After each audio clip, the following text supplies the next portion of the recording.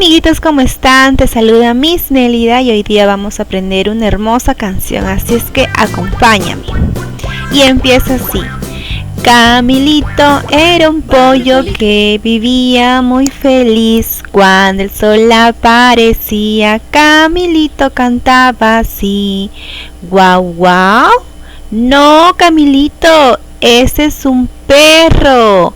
Camilito era un pollo que vivía muy feliz. Cuando el sol aparecía, Camilito cantaba así.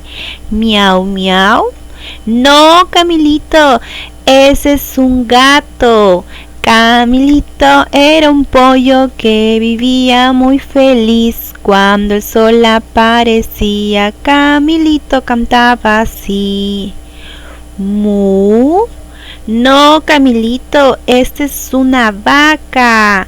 Camilito era un pollo que vivía muy feliz. Cuando el sol aparecía, Camilito cantaba así. Oy, oy. No, Camilito, ese es un cerdo. Camilito era un pollo que vivía muy feliz. Cuando el sol aparecía, Camilito cantaba así. ¿Cuá, cuá? No, Camilito, ese es un pato. Camilito era un pollo que vivía muy feliz. Cuando el sol aparecía, Camilito cantaba así. Pío, pío, muy bien, Camilito. Ese es un pollo. Aplausos para Camilito.